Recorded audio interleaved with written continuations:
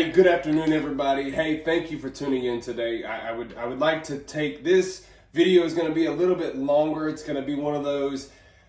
It's going to be a really good video, so you're going to want to stick around for the entire thing. I'm going to talk about how I got to where I am now and what kind of trials and tribulations I faced personally that God put me through, and He strategically placed in my life to make sure that I would become who I am today and to continue to grow and to learn.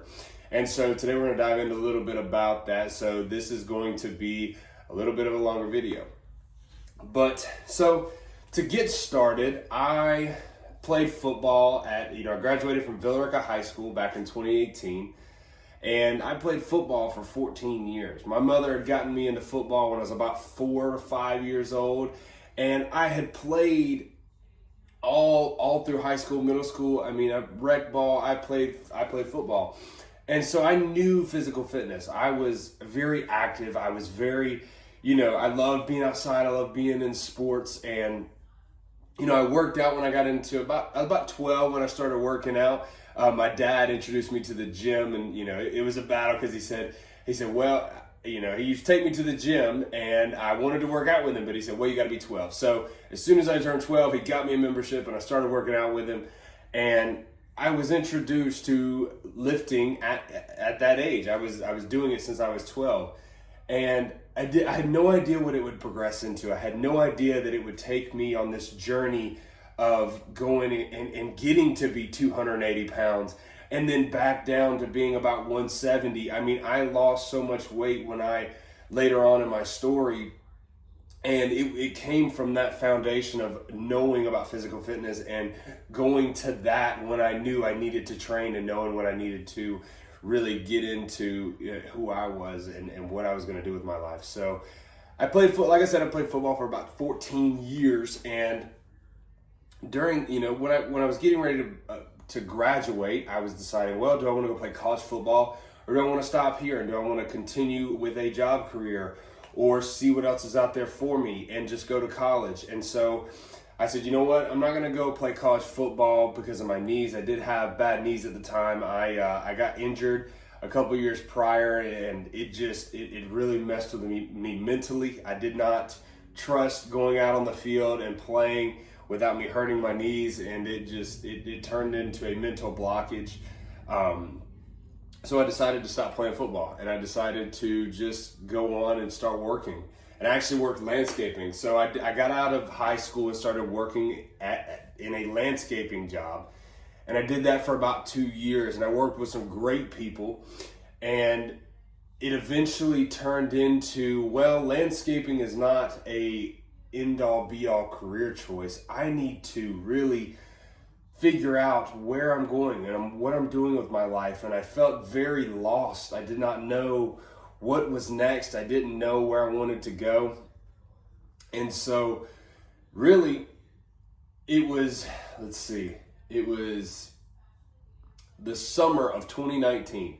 The summer of 2019, I had decided, well, I need to look into the military. It's a great place to start this foundation. I do not have any college or any college classes. I have no interest in going to college. I would like to set a firm foundation in the military. So I knew that once I told my family that I was thinking about and deciding on whether or not to go into the military, I knew it was a non-negotiable after that point. I knew that I had to go at that point. So I remember that I decided, well, you know what? I think this is what I need to do. I think this is going to give me a great career starting point. And so I remember I was on the elliptical at the gym with my dad, and I looked at him. I said, "Hey, man, I got a pretty big idea for you." And he said, "All right, well, go ahead." And I told him I was going into the military, and he was so excited. The look on his face was far better than telling him, in my opinion, what college I was going to or what college I was going to play for next. I felt that when I told him I was going into the military, I saw a look of joy, and I saw a look of I'm proud of you. And that really did it for me. So I knew at that point there was no going back, and I told my mother, and she was excited. Her dad was actually in the military, so that was another family member of mine. My grandfather was in the Air Force. He served in the Air Force. So, but I didn't, I had no idea what this journey was about to go down. Like, I had no idea what I was about to get into. So backing up just a little bit further, I actually was baptized when I was younger. I used to go to a little camp here in my local town. I used to go to a Christian camp, and one year during that camp, I felt really called to God. God really reached out to me and said, son, I need you on my team. I need you to be here inside of my team. And so I felt this calling, and I said, I really think I need to get baptized. I think I need to give my life to Christ. And so I did, and this was probably 2013. And so I gave my life, I was baptized not long after that. And so my walk of faith was slowly progressing. I knew that I was going to walk with God, but I did not know that it was going to take the twists and the turns, and then eventually I would be called into being God's warrior. And that's actually a group that I'm a part of, but I did not know that I was going to be so on fire for God, and I had no idea what this journey was about to embark on, but I knew that I needed God. That was my foundation. I knew that I needed God and I need to walk with God. And my parents really instilled that within me. They showed me, hey, you need to walk with God. He's going to be your rock. He's going to be your foundation. And if you trust him and if you were to lean on him, he can show you the way. And so really, and that's just to kind of look at where my spiritual journey with God started. But fast forward back to that moment of going into the military and deciding. And so at that point, I really was leaning on God. I needed God because this was a very big life decision for me. This was something that I was, looking at going, okay, God, I need your help. I need your help in this. I need to see everything that you need me to see, and I need to go the direction that you need me to go. And I knew that wasn't college. I knew that wasn't any other way. I knew that wasn't going to work in a career path where I would just go into a corporate environment. I knew without a shadow of a doubt that it was going into the military. That's where he needed me to be. And I remember sitting on the phone with my mom one day, and she was talking to me about, this is a big decision for you, Max. This is going to change your life. Once you leave this house, you're not going to come back the same. You're not going to be the same man whenever you return. I said, yeah, Mom, I don't know about this. I don't know if this is the direction that I'm being called to go down. I need, kind of questioning my faith and my decisions. And I did not feel very confident in myself and my abilities. And again, too, I was about 270 pounds at this time. I was a big guy. So I knew that I needed to lose some weight. There was a lot of things that went into happening to get ready for the military. I needed things to happen. But it took to get to an initial decision and saying, okay, I need to really full 100% dive into this. And, like I said, I already told my parents, I already told them. So I really felt this accountability to them that I needed to go into the military. And so I was on the phone with my mother, and I pulled up to this stoplight, and I see this 18-wheeler truck, and I told my mom, I said, Mom, I don't know if this is what I need to do. And she said, well, have you talked to God about it? Have you prayed about it? And I said, yes, absolutely. I've asked him to show me a sign, show me something. And at about that time, I looked up, and on this 18-wheeler, on the side of this trailer was a soldier sitting there saluting, and it was pointed right back at me. And in that moment, I knew this is what I have to do. There's no question. God, there's my sign. God has shown me my sign. Now I need to do it. I need to do it. This is the moment. This is that moment that everybody's talking about. I don't know when God's calling me. Well, it's in that moment that you notice it, you recognize it, and you're saying, okay, there's my sign. I know this is what I'm supposed to do. What am I going to do? And so I told my mom, I said, Mom, I think I just got my sign. I think that's it. And I told her, I said, I saw the soldier, and she thought it was amazing. And she encouraged me and said, I believe that this is what you need to do as well. So then I most definitely went to the recruiters and started talking to those guys, and they have said, of course, you need to lose weight. That's going to be your first priority, is making sure we need to get you down to about 230, 240. And so I had a lot to do. I had a lot of weight to lose. So I got into Brazilian Jiu-Jitsu for a while. I did that to help me lose some weight. I started into the gym. This was kind of my reintroduction to the gym. While I was working landscaping, I really didn't work out. I really, once I graduated high school, I didn't work out much. I didn't see any need for me to. I'd been working out for a long time in high school, and I was just kind of tired of it. And I was like, you know what? I'm gonna take a break from it. So I decided, well, let's go ahead and let's not do that. And I actually went about 2 years without working out and got really big. And then once I started to get back into it, I certainly paid for it. I was struggling for a while. I struggled and I battled and I fought, but I knew I had that accountability, not just to my parents, but to God. That's what God needed me to do. So I knew I had to make this happen. I have to lose this weight somehow or another. It's got to happen. And so I honestly went in there and just said, okay, I'm going to take the simplest thing. Like, I know that for me, I loved sweet tea. At the time, I loved sweet tea. All you Southern folk out there, you love sweet tea just like I do. And I said, that's got a lot of sugar in it. That can't be good for you. I'm going to sacrifice sweet tea. And I am going to put down not just sweet tea, but any sodas, juices, sweet teas, any type of sugary drink. And I'm going to take a drink first. I'm going to make this first step and say I'm going to sacrifice drink nothing but water. And that was my sacrifice. That was me saying I'm going to take this first initial step, and it's going to be I'm going to drink nothing but water. And so what that did to me mentally was it got my gears thinking in a disciplined manner. It got me into a mindset of, okay, I sacrificed this and I got these results. I started seeing results. After I sacrificed just drinking water, I felt better. I definitely was, felt hydrated in the gym. I wasn't seeing fatigue, but I still had a battle. And so when I started running and I started being disciplined, I said, you know what? On top of me drinking nothing but water, I'm going to make sure that I run every time that I go to the gym, because it's fun to go into the gym and just lift weights, but to do some kind of cardio or to do something that is not fun or is not, going to be easy.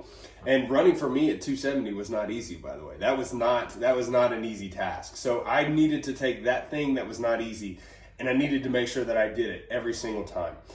But that decision came from the start of something simple like drinking nothing but water. And so it started to progress, and I started to see weight, and I went back and forth. I was not leaving into the military for a while. I had actually signed on to the military about July. I went into the recruiters and we got everything signed up. I got signed into the military about July timeframe, but I wasn't leaving till February. So I had a little bit of time to continue to lose weight and get ready for boot camp, because boot camp was coming and it was going to be something big. And so I really started to kind of get my gears rolling, and really all this time while I was getting ready to prepare for the military, that was my first it was my first example of being obedient to God. And what that did to me was I started walking with God a little bit closer, and I said, well, you know what? I think that He is helping me out here. He is really guiding me. He's going to show me my path. So I'm going to kind of walk with Him a little bit. So I did. I started walking with Him. I was talking to Him a little bit more. I started really kind of engaging with, what God was saying to me. And He was, little did I know at the time, He was prepping me. He was walking with me step by step. He was always there, but He just kept walking with me. He knew that I was going to have to go through trials and tribulations to be sure that I got there, but He made sure that He was always there for me. He always walked with me, and He kept me on the right path, and He left that decision up to me, but I chose I chose to go to the direction that he needed me to go. So let's see.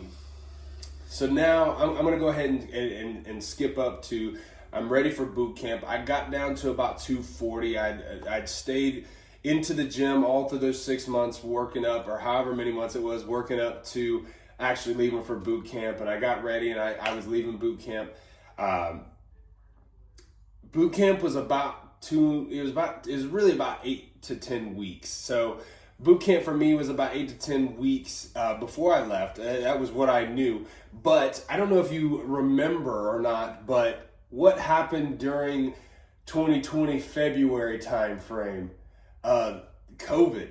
COVID happened. Well, I remember that COVID was really not that big of a deal to me. It really did not come up on my radar until I got to boot camp. We had no phone connection, and we could not just get on our phones and type into Google what was going on, what was COVID. And I got in there in about 3 weeks. They came into where we all were sitting and they said, "Hey guys, boot camp is shut down. Like, we are going to do the bare minimum stuff, but you're not going to have a graduation. We're going to have to start wearing masks. This is a weird time for everybody." And I didn't know what to think. I was just like, is this really happening? Like, what is going on in the world? And I can't just go look it up because I don't have my phone. I have no outside connection to know what's going on other than letters that are taking a while. And eventually I would get phone calls, but in that moment of letting me know, hey, boot camp is shut down, everything is kind of at a standstill right now, I only had one person to rely on, and that was God. I looked to God and I said, "God, what is going on here? What is happening?" And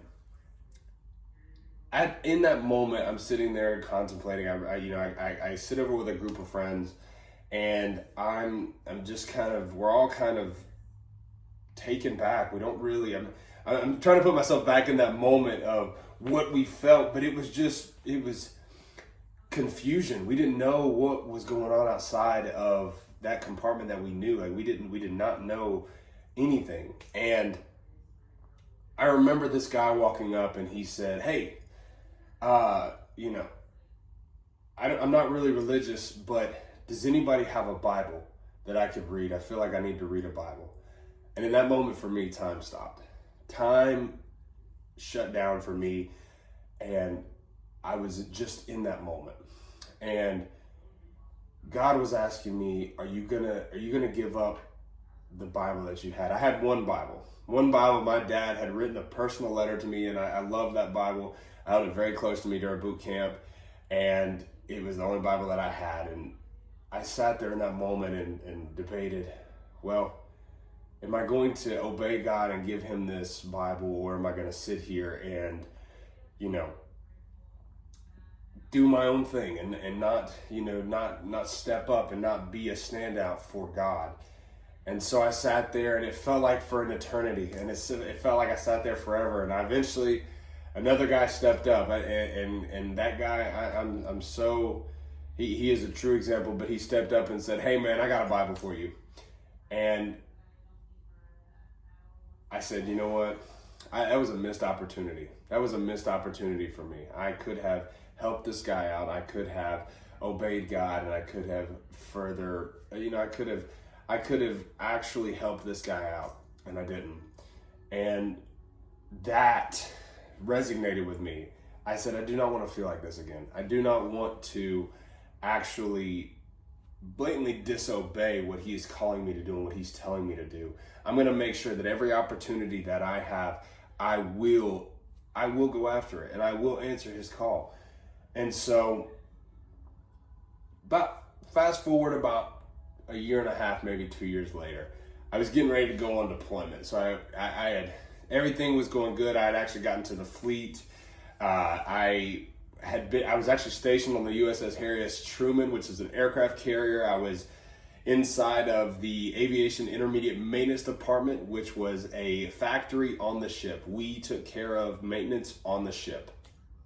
And for fighter jets, by the way, we we did fighter jet and maintenance. And so I had a deployment coming up. It was told to me that it was going to be about 6 months. We had a 6-month deployment, and I said, okay, you know what? I'm going to go on this deployment, and I'm going to use it as an opportunity. I'm going to use it as an opportunity to learn more about when God is speaking to me, what I'm supposed to do, what his voice sounds like, and how do I need to respond? How do I need to really tap inside of what I want to do and tap into that obedient man that I would like to turn into? And so he helped me out through this deployment by showing me a mentor. He gave me a mentor that, you know, I still give this man credit. He is a great mentor. He showed me firsthand.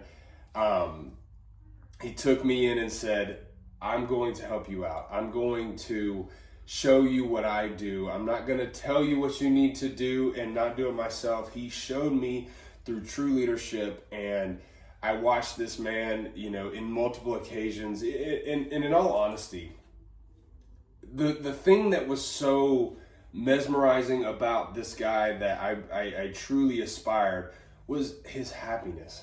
I had never seen somebody so happy. And that just, personally, I don't know anybody that doesn't want to be happy. But to see him and how his joy affected other people and how it affected situations, I told myself, I need to figure out what this guy knows. I need to figure out how he is operating, because that is how I am feeling that God is wanting me to be. That is what I would like to do, is to be like that. I would like to be more like him.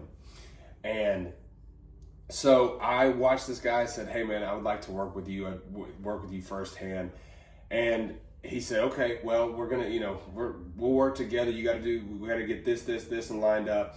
And so now we're about, 4 or 5 months into deployment, and we get what's called an extension.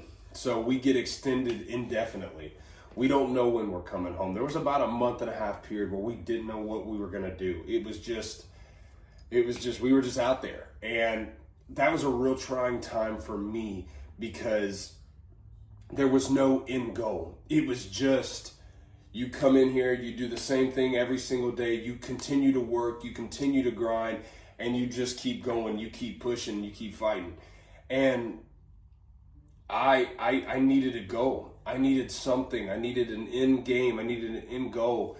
And it was a true time for me to work directly with God, and he needed that time with me. He needed to form me into who he was calling me to be. And so after this mentor had showed me exactly what he was in, I remember, just for an example, I was in the shop one day, and I was actually had just gotten off, and he was working day shift, and night shift was currently in.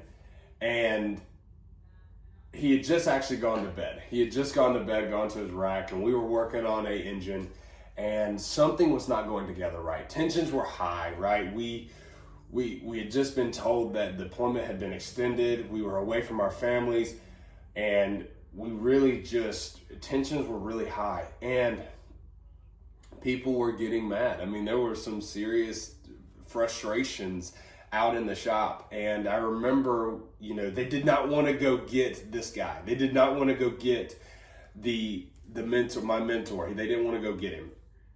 And so eventually they got to the point where they said, okay, we got to go get him. So they went and actually walked up there. He was, everybody was still very angry, and they knew that maybe if he came down, they thought he was going to be angry when he came down. So they were kind of anticipating it. And they went up, got him, brought him back down. And about 10 minutes later, he walks in the shop, and he's just smiling. He's like, hey, what's going on, everybody? What's going on? Talk to me. What's going on with this engine? And everybody just kind of stepped back and was like, you're not mad that we just got you out of bed? He's like, no, let's do this thing. We're going to figure this out.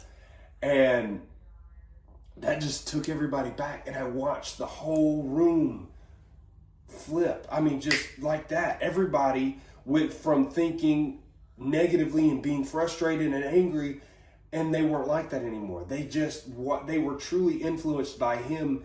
Him having to get out of bed, put everything back on. He was coming down there to work more, and even though he was off, and he was having to come in there, and he did it with a smile on his face, and he had joy in his voice, and he infected other people. And that right there was what I saw that firsthand, and I needed to do that because I felt like that is what Jesus did. I felt like when Jesus would walk into a room, he would bring his joy to people, and he would radiate that joy, and everybody would be happy. So he definitely showed me.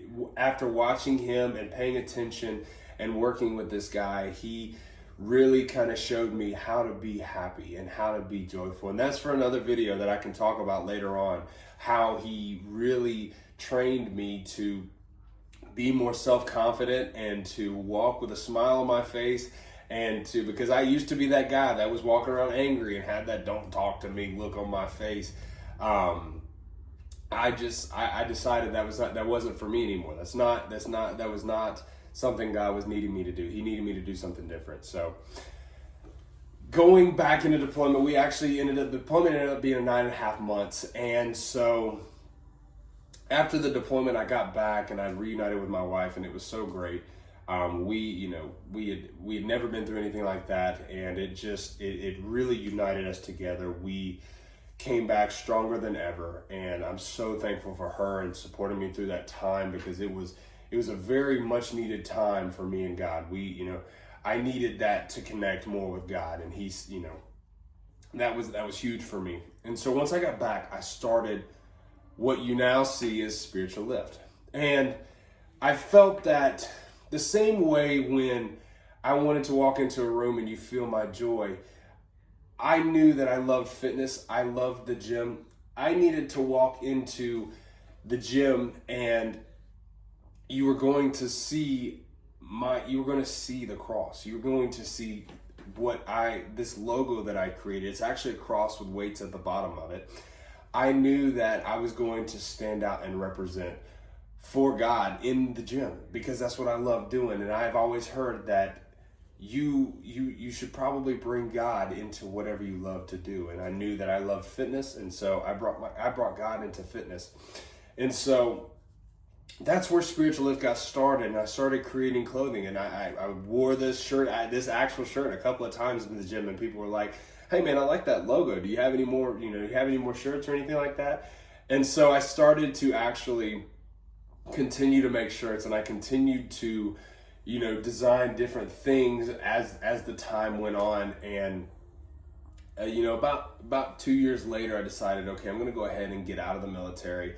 I'm going to, I'm going to be done with the military. I'm going to advance my career into, entrepreneurship. I love business. I love, anything to do with business. I love it, because it's a true, I have control of my schedule. I have control of my time. I have control of, financial freedom is something that we all want. And with entrepreneurship, there's no cap to that. There's no salary. You can make as much as you would like. You can go as far as you would like to go.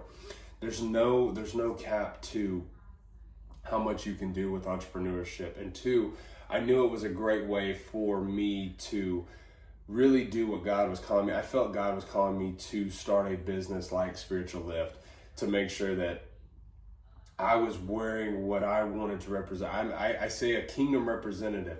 I am a kingdom representative inside of that gym. And I've actually had people come up to me specifically because I was wearing the cross and wearing this logo, and they asked me about it. I've actually got a shirt that says, "Ask me about my faith." But that was really to, I needed to make sure that I was representing God. And what that did for me was it made me walk. It made me walk a little bit taller, because I needed to set my standards higher, because I knew that if I was going to represent God and I was going to represent and walk like Jesus, then I had to set my standards high, because Jesus' standards were high. He was perfect. Jesus was perfect. And so I knew that, okay, if I'm going to represent this cross and I'm going to wear it. I'm going to make sure that I'm, there's a lot of things that I had to sacrifice. Like cussing is no longer a thing for me. I know a lot of cussing like a sailor. Well, I sacrificed cussing like a sailor. I sacrificed cussing. I sacrificed, I was really highly addicted to nicotine. I was highly addicted to, whether it was Zen, tobacco, the vapes. I was very addicted to all that, and I had to sacrifice that because I knew that wasn't good for me, and that was not representing the kingdom of God, in my opinion. So I really just said, you know what, I'm going to sacrifice all of that. I'm going to put that away and not pick it back up again. And that decision came from, a place of, I have to I do not want to be addicted to anything other than what God is calling me. I want to be addicted to answering the calling of God and what He's calling me to do, and that is not what He is calling me to do. So I put it away. And so just to kind of wrap things up, where we are now. So 2 things. So recently, I actually released my book called Faith Focused Fitness: The First 90. And that book, what it was it's a 90-day challenge, and I'm a firm believer in a reboot or a restart. I know a lot of times we hit a plateau, or we hit this physical, okay, I've been doing this for a while now, I'm going to do something different. Well, Faith Focused Fitness is that something different. It is a 90-day challenge to where you can, dive into being disciplined of reading a daily devotional, scheduling out your days, drinking a gallon of water, following a diet. Those sort of things is what Faith Focused Fitness is really about. It's about that reboot and that restart, and really focusing on the mental discipline and really kind of diving into actual, okay, what am I going to set this goal for the next 90 days? It teaches you a lot of that stuff, but that came from my thinking of, okay, what did I do when I needed a restart or a reboot? Well, I needed to get disciplined. I needed to find ways to be disciplined again. I needed to find new ways. Is there something that I need to sacrifice, in a sense of, being addicted to nicotine? I needed to sacrifice being addicted to nicotine and get rid of that. So that's exactly what I did. And so Faith Focused Fitness is currently out on Amazon, so you can go buy Faith Focused Fitness, but it is, like I said, a 90-day challenge that I feel like is a really good reboot or restart. Or if you're just looking to get into the gym and you're just starting out, it's a great way to connect faith, fitness together. I mean, you can use this challenge as a way to grow your mind, body, and spirit, because that's what it's really about.